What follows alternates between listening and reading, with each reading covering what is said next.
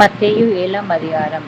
நீங்கள் குற்றவாளிகள் என்று தீர்க்கப்படாதபடிக்கு மற்றவர்களை குற்றவாளிகள் என்று தீர்க்காதிருங்கள். ஏனெனில் நீங்கள் மற்றவர்களை தீர்க்கிற தீர்ப்பின்படி நீங்களும் தீர்க்கப்படுவீர்கள்.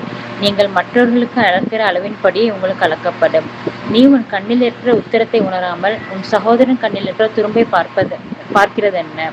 இதோ உன் கண்ணில் உத்தரம் இருக்கையில் உன் சகோதரனை நோக்கி, நான் உன் கண்ணில் இருக்கும் துரும்பை எடுத்து போடட்டும் என்று நீ சொல்வது எப்படி?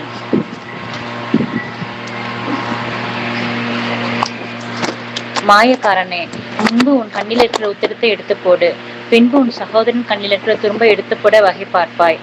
பரிசுத்தமானதை நாய்களுக்கு கொடாதியுங்கள். உங்கள் முத்துக்கள் பன்றிகள் முன் போடாதியுங்கள். போட்டால் தங்கள் கால்களால் அவைகளை மிதித்து திரும்பிக் கொண்டு உங்களை பீறி போடும். கேளுங்கள், அப்பொழுது உங்களுக்கு கொடுக்கப்படும். தேடுங்கள், அப்பொழுது கண்டடைவீர்கள். தட்டுங்கள், அப்பொழுது உங்களுக்கு திறக்கப்படும். ஏனென்றால் கேட்கிறவன் எவனும் பெற்றுக்கொள்கிறான், தேடுகிறவன் கண்டடைகிறான், தட்டுகிறவனுக்கு திறக்கப்படும். உங்களில் எந்த மனுஷனானாலும் தன்னிடத்தில் அப்பத்தை கேட்கிற தன் மகனுக்கு கல்லை கொடுப்பானோ, மீனை கேட்டால் அவனுக்கு பாம்பை கொடுப்பானோ?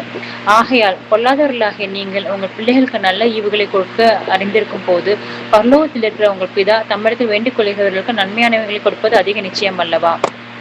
ஆதலால் மனுஷர் உங்களுக்கு எவைகளை செய்ய விரும்புகிறார்களோ அவைகளை நீங்களும் அவர்களுக்கு செய்யுங்கள். இதுவே நியாயப்பிரமாணமும் தீர்க்க தரிசனங்களுமாம். இடுக்கமான வாசல் வழியாய் உட்பிரவேசியுங்கள். கேட்டுக்கு போகிற வாசல் விரியும், வழி விசாலமாய் இருக்கிறது, அதன் வழியாய் பிரவேசிக்கிறவர்கள் அநேகர். ஜீவனுக்கு போகிற வாசல் இடுக்கமும் வழி நெருக்கமுமாய் இருக்கிறது, அதை கண்டுபிடிக்கிறவர்கள் சிலர்.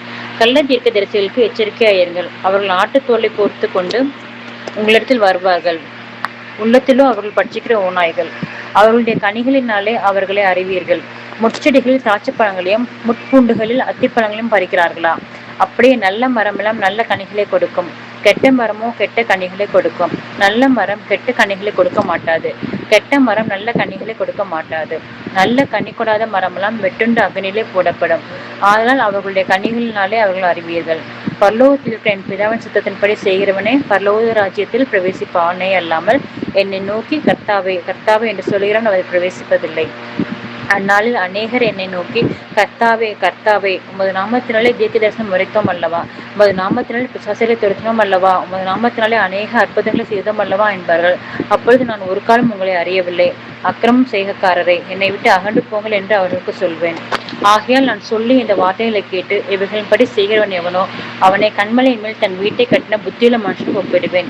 பெருமலை சுரிந்து பெருவெள்ளம் வந்து காற்று அடித்து அந்த வீட்டின் மேல் மோதியும் அது வெல்லவில்லை, ஏனென்றால் அது கண்மலையின் மேல் அஸ்திபாரம் போடப்பட்டிருந்தது. நான் சொல்லி இந்த வார்த்தைகளை கேட்டு இவைகளின்படி செய்யாதிருக்கிறவன் எவனோ அவன் தன் வீட்டை மலையின் மேல் கட்டின புத்தி இல்லாத மனுஷனுக்கு ஒப்பிடப்படுவான். பெருமலை சுரிந்து பெருவெள்ளம் வந்து காற்று அடித்து அந்த வீட்டின் மேல் மோதின போது அது விழுந்து முழுவதும் அழித்தது என்றார்.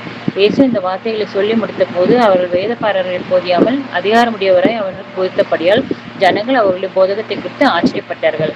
ஆமேன்.